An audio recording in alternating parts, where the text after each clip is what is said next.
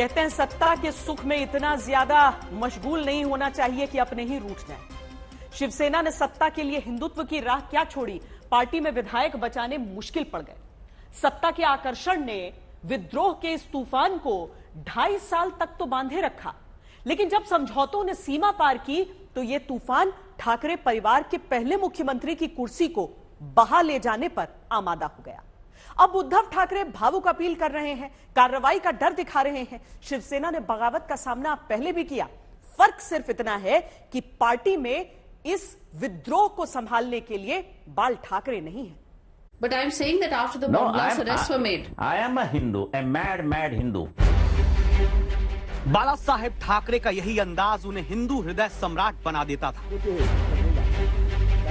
ये वो दौर था जब हिंदुओं की बात को इतने सीधे और सपाट ढंग से रखने वालों में बाल ठाकरे का कोई मुकाबला नहीं था। Don't be that smart. No, why? And put any inverted commas to mad. No, what do you mean by that? I mean it that you always branded us as Hitlers and this and that. What about the Muslims? When they lock out the people in Yogeshwari and they burn the building where all the Hindus died, nobody shed a tear for that. बाल ठाकरे की यही बातें शिवसेना की पहचान रही, जिससे दूर होने का आरोप लगाकर एकनाथ शिंदे ने शिवसेना में सबसे बड़ी बगावत कर दी। गुवाहाटी में शिंदे के शक्ति प्रदर्शन को ठाकरे परिवार मुंबई से लाचार होकर देख रहा है।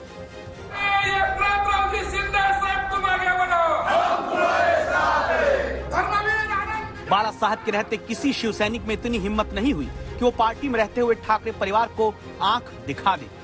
लेकिन बकौल शिंदे आज ऐसा इसलिए होता है क्योंकि बाल ठाकरे का बेटा ही उनके आदर्शों से दूर चला गया। आप वापस आ जाएं तो आपकी उद्धव जी से क्या बात हुई थी? नहीं, मेरी बात जो हुई, जो हमारे एमएलए जो विधायक है उनकी जो बड़ी समस्या थी उसके बारे में मैंने उनसे बात की थी। और सभी लोगों का एक ही कहना था कि हमारी पार्टी जो है, हमारी पार्टी जो बाला साहब के जो हिंदुत्व के विचार वाली पार्टी है, विचारधारा वाली पार्टी है, और हम उसी लाइन को फॉलो करेंगे। एकनाथ शिंदे शिवसेना में बगावत करने वाले पहले नेता नहीं, लेकिन अगर वो शिवसेना से छिटके तो उनकी गिनती राज ठाकरे, छगन भुजबल और नारायण राणे जैसे कद्दावर नेताओं में हो जाएगी, जिन्होंने अलग अलग समय पर बाल ठाकरे की पार्टी से मुंह मोड़ा है। इन सभी नेताओं के पार्टी छोड़ने के बाद शिवसेना को झटका तो लगा, लेकिन पार्टी के अस्तित्व पर कभी खतरा पैदा नहीं हुआ। इसकी वजह थी बाल ठाकरे की कट्टर हिंदुत्ववादी छवि, जिसके बल पर पार्टी अपना रास्ता बनाती रही। Shiv Sena was formed.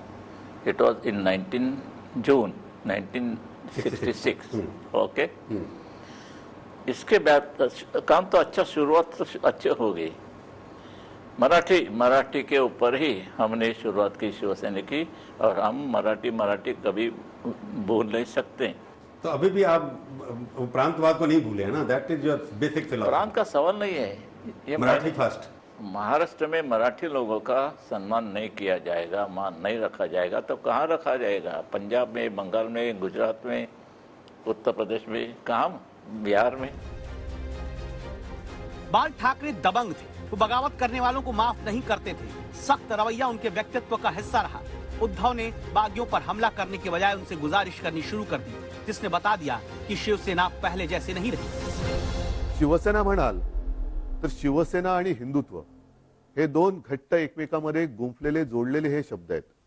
शिवसेना कदापि हिंदुत्वापासून आणि हिंदुत्व कदापि शिवसेनेपासून दूर होऊ शकत नाही, कारण शिवसेना प्रमुखांनी जो एक कानमंत्र दिलेला आहे कि हिंदुत्व हा आमचा श्वास है। उद्धव को ऐसा इसलिए कहना पड़ा क्योंकि उन्होंने बाल ठाकरे से बगावत करने वालों के साथ सरकार बनाई। कभी शिवसैनिक रहे छगन भुजबल आज मंत्रिमंडल में उद्धव के साथ ही हैं। तो वहीं जिन संजय निरुपम की बगावत के बाद दावा है कि बाल ठाकरे ने कुत्ता पालना छोड़ दिया, वो निरुपम उसी कांग्रेस में है जो उद्धव की सरकार में साझीदार है। इसलिए एकनाथ शिंदे की इस बात में शिव सैनिकों को दम लगा कि उद्धव सत्ता के लिए बाला साहब की विचारधारा को ही भूल गए हैं। हम बाला साहेब के पक्के शिव सैनिक हैं। बाला साहेब ने हमें हिंदुत्व सिखाया है। बाला साहेब के विचारों और धर्मवीर आनंद दीघे साहब की शिक्षाओं के बारे में सत्ता के लिए हमने कभी धोखा नहीं दिया और न कभी धोखा देंगे। इसके जवाब में एकनाथ शिंदे को मनाने के लिए उद्धव ने भावनात्मक अपील करते हुए कहा कि अगर शिंदे मुझसे बोलते तो मैं इस्तीफा दे देता। अगर आप चाहते हैं कि मैं सीएम की कुर्सी पर ना रहूं तो बोले। विधायक अगर मुझसे बोलते हैं तो मैं कुर्सी छोड़ दूंगा। ये दिखाने के लिए उद्धव ने मुख्यमंत्री के सरकारी निवास वर्षा को भी छोड़ दिया ताकि पिता की बनाई पार्टी ही उनके हाथ से ना निकल जाए। बाल ठाकरे के दौर में बागी नेता से इस तरह की गुजारिश की कल्पना भी नहीं की जा सकती थी। उनके नेतृत्व के खिलाफ जिसने भी बिगुल बजाया उसे बेइज्जत करके पार्टी से बाहर निकाल दिया गया और पार्टी फलती फूलती रही।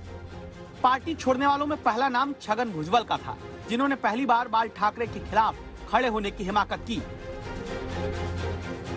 ये बात साल 1991 की है, जब छगन भुजबल ने ठाकरे के खिलाफ विरोध का बिगुल बजाया। भुजबल की अगुवाई में 18 शिवसेना विधायकों ने पार्टी छोड़ी थी, कांग्रेस का दामन थाम लिया था। ये पार्टी में टूट का पहला मामला था। ओपन जीप मध्ये उघड्या जीप मध्ये उभे राहिले आमचे दूर। लेकिन ये वो दौर था जब महाराष्ट्र की राजनीति में बाल ठाकरे की तूती बोलती थी। दबदबा ऐसा था कि शिवसेना ने इस पहली बगावत को बखूबी झेल लिया, जिसकी एक बड़ी वजह शिवसेना की वो पहचान थी जिसे बाल ठाकरे ने कट्टर हिंदू नेता के तौर पर गढ़ा था। तो बाला साहब, अगर बाला साहब की मर्जी से प्राइम मिनिस्टर बन गया कोई, तो आप क्या करेंगे? सबसे पहले काम बांग्लादेशी को निकाल देंगे। मेरी गवर्नमेंट होती सेंट्रल में, गवर्नमेंट में, तो मैं निकाल देता। इतने सारे 2 करोड़ निकाल देते हैं। 2 करोड़ लोगों को निकाल देते हैं। तो क्या किसका माल है ये? छगन भुजबल की शिवसेना छोड़ने के बाद पार्टी में नारायण राणे का कद अचानक बढ़ गया था। साल 1996 में शिवसेना बीजेपी सरकार में नारायण राणे को राजस्व मंत्री बनाया गया। मनोहर जोशी के मुख्यमंत्री पद से हटने पर राणे को साल 1999 में महाराष्ट्र का मुख्यमंत्री भी बनाया गया। लेकिन उद्धव ठाकरे को शिवसेना का कार्यकारी अध्यक्ष बनाए जाने पर उनकी खुशी काफूर हो गई। राणे ने उद्धव की प्रशासनिक योग्यता और नेतृत्व क्षमता पर सवाल उठाए। शिवसेना के सत्ता संघर्ष में साल 2005 में वो 10 शिवसेना विधायकों के साथ कांग्रेस में शामिल हो गए। इस तरह ये शिवसेना में बगावत का दूसरा मामला हुआ। बड़ी बात यह कि इतने वर्षों बाद भी उद्धव और राणे में आपसी मनमुटाव इतना कि राणे ने हाल ही में उद्धव को लेकर एक बड़ा विवादित बयान दिया। अधिकार तरी आहे का? बाजूला म्हणा एखादा सेक्रेटरी ठेवा आणि विचार बोल, त्याविषयी नाही काय? किती वर्ष आली देशाला संस्कृती तिलक महोत्सव काय हे असतो तर कानाखाली चढवली। हे काय देशाचं तुम्हाला स्वातंत्र्य दिनाची माहिती नसावी? इस विद्रोह से शिवसेना की ताकत पर असर तो पड़ा, लेकिन पार्टी को बाल ठाकरे के नेतृत्व पर भरोसा था, जिनके नेतृत्व में शिवसेना हिंदू समर्थक पार्टी बनी रही। देखो उनका देश मिल गया, हमारा देश का दूसरा टुकड़ा है। ये उनका खुद का देश मिलने के बाद भी इधर क्यों आ रहे? तुम हिंदुस्तान में हमारी तकलीफें क्यों बढ़ा रहे? बाल ठाकरे ने आज तक से बात करते समय जब ये बयान दिया था, तब उनके अपने घर में सबसे बड़े विद्रोह की भूमिका बन रही थी। अगले ही साल यानी कि 2005 में उनके खुद के भतीजे और उद्धव ठाकरे के भाई राज ठाकरे ने पार्टी छोड़ दी। राज ठाकरे पहले शिवसैनिक हैं जिन्होंने शिवसेना छोड़ने के बाद नई पार्टी बनाई। राज ठाकरे ने 2005 में शिवसेना से नाता तोड़ा। साल 2006 में महाराष्ट्र नवनिर्माण सेना का गठन किया। शिवसेना से अपनी राह अलग करने के बाद उनके साथ विधायक भले ही नहीं गए, लेकिन बड़े पैमाने पर काडर से जुड़े लोग उनके पीछे पीछे शिवसेना छोड़कर आ गए। तो इस तरह बाला साहेब ठाकरे के नेतृत्व के दौरान भी बगावत हुई, लेकिन शिवसेना का असर बरकरार रहा। बाला साहेब ठाकरे के निधन के बाद भी शिवसेना एकत्र रही।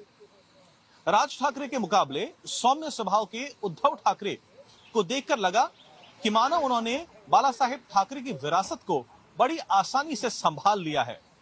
लेकिन एकनाथ शिंदे के बागी तेवरों ने उस राय को तार-तार कर दिया। शिवसेना का मुख्यमंत्री बनाने की जिद ने पार्टी को विपरीत विचारधारा वाले दलों के साथ खड़ा कर दिया। सिर्फ 2.5 साल में ही शिवसेना की सबसे बड़ी बगावत ने साबित कर दिया है कि उद्धव ठाकरे का ये कदम उनकी राजनीति के लिए कितना भारी पड़ा है। खुद उद्धव को एकनाथ शिंदे से भावनात्मक अपील करनी पड़ रही है कि पार्टी के कार्यकर्ता रो रहे हैं। बाला साहब ठाकरे खुद को किंग मेकर कहलवाना पसंद करते थे। वो नेता जो भले ही सत्ता में ना हो, लेकिन फिर भी उसका रिमोट उनके हाथ में होता। सत्ता छोड़ने की बात कहने वाले उद्धव भी शायद अब उसी रोल में आना चाहते हैं, लेकिन शायद अब बहुत देर हो चुकी है।